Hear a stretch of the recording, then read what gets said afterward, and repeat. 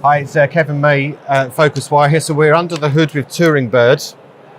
It's always nice to see you, Lax Poojary. You're the CEO at Touring Bird. We have to say this, Area 120 at Google. Yep.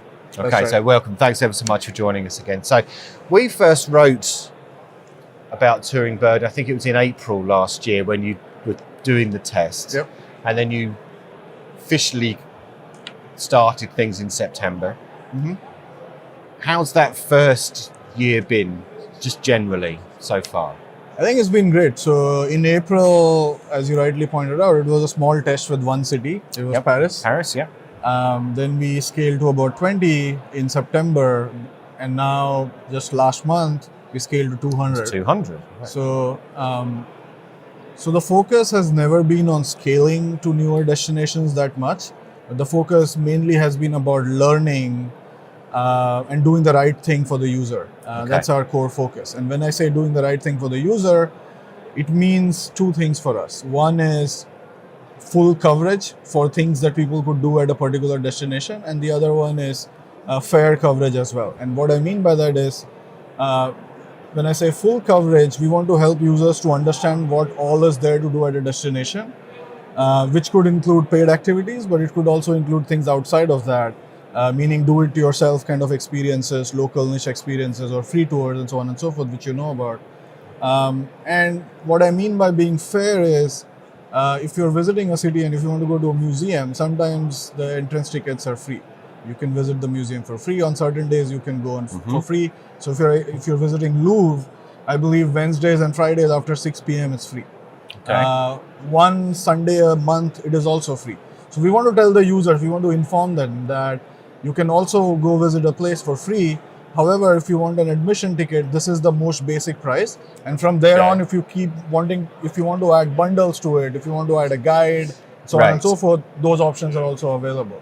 So we have that mindset of doing the right thing for the user and not misleading them in any of the things that they want to do at a destination. What else have you learned just from being a product in the market?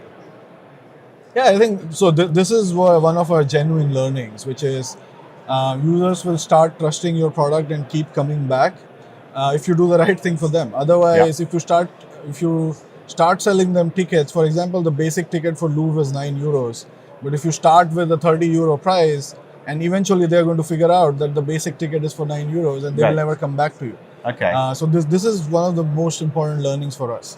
Did you sense that before you launched that? We did sense it.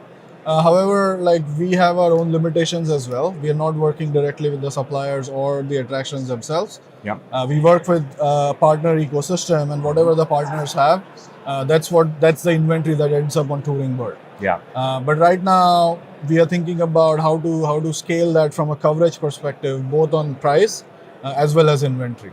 Okay. But you must be talking to suppliers. Yeah, we do talk to everyone. But so what are suppliers saying to you?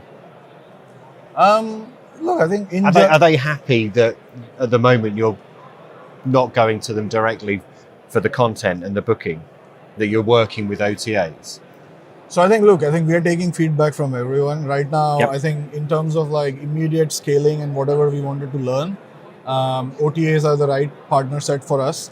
End of the day, our goal is which is not very different from what Google's goal is, or Google's mission is, right? Or Google Travel's mission is, which is basically connect the traveler or the user looking to buy or shop for these experiences with the right travel partner.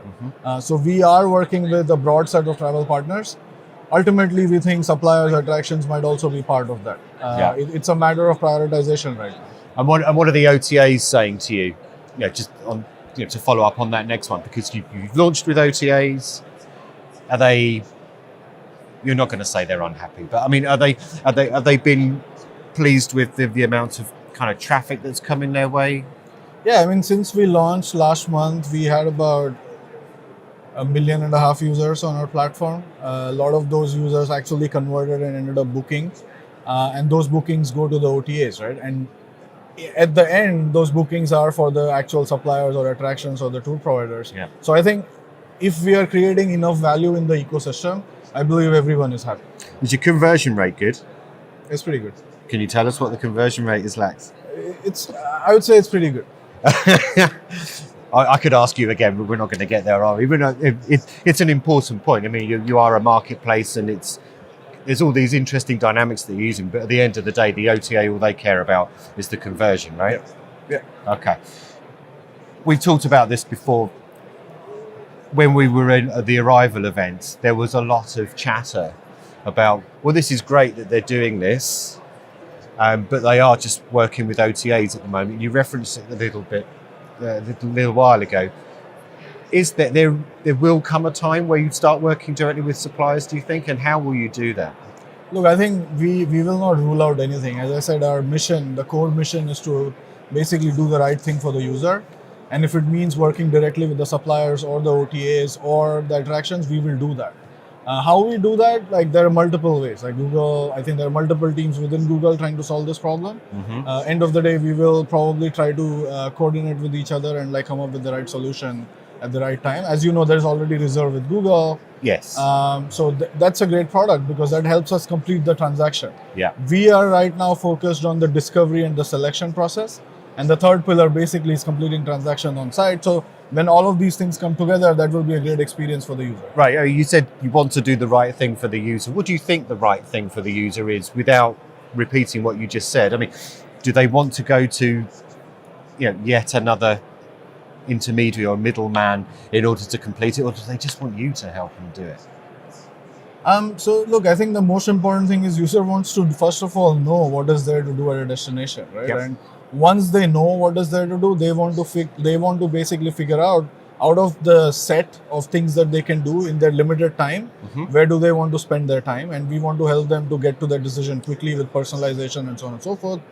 Once they figure out this is the tour I want to go on, we want to help them compare across providers. We want them to read reviews from across different OTAs, and that's where OTAs add a lot of value.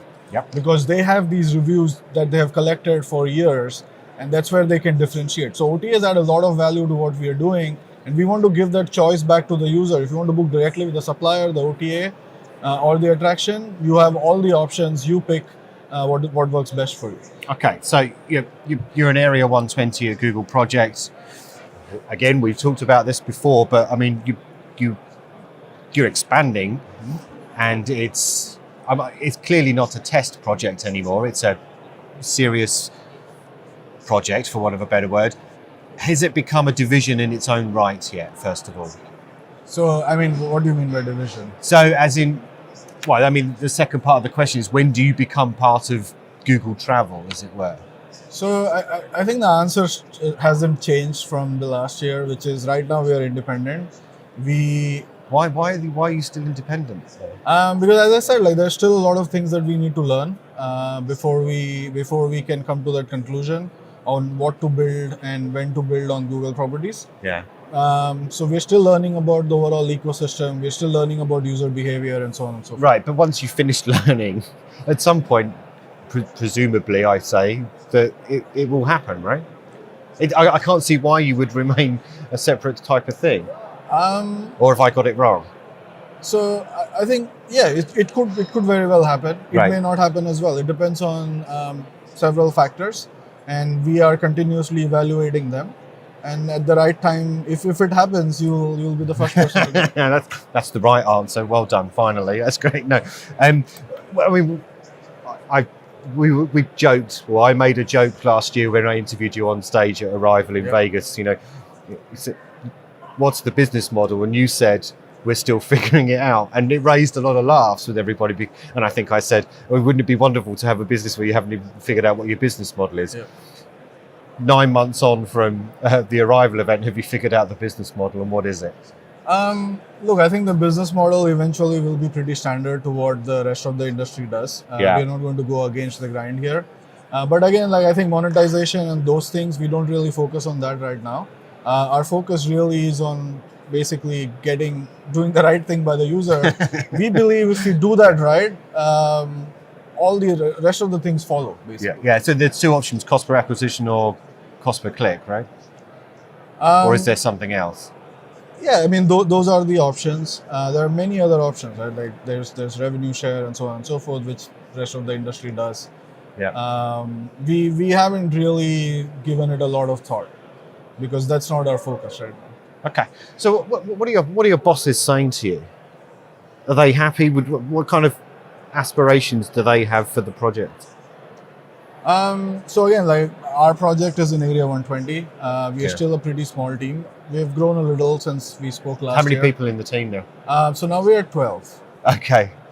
So it's still significantly. That's extraordinary because if you talk to people about tours and activities and the entry of Touringbird, they would imagine you to have the same number of people as Google Flights or something like that, and you've got 12 people working on this.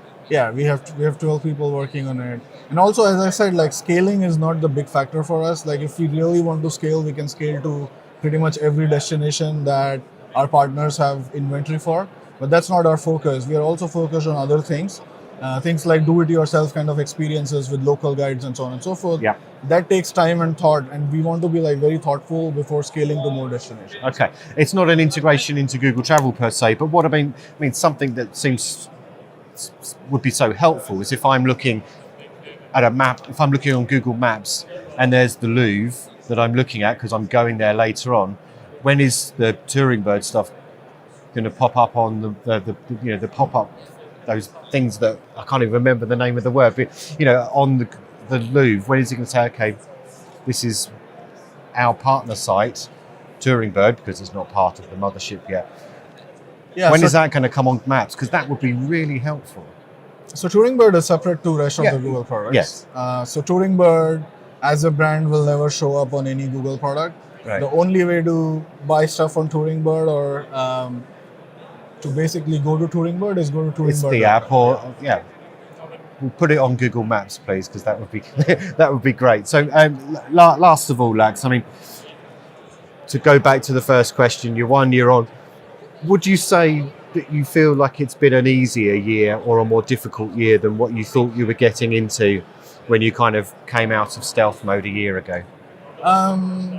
Both. I would say it's been an exciting year. I think we have learned a lot and we are continuing to learn. We feel like the amount of destinations we have right now are enough for us to continue learning. We don't plan to scale beyond this for now. All the things that I mentioned previously, those are the features that we want to add. Yep. We're continuously learning. We are talking to all the partners here. We're taking their feedback. End of the day, as I said, there are two sets of partners here. One is the users, the other is the partners that we're working with. So we need to inculcate and get feedback from both of them and continue evolving the product further. Okay, Lax Poojary, it's always nice talking to you. Thanks ever so much for your time. All right, Thank you. you.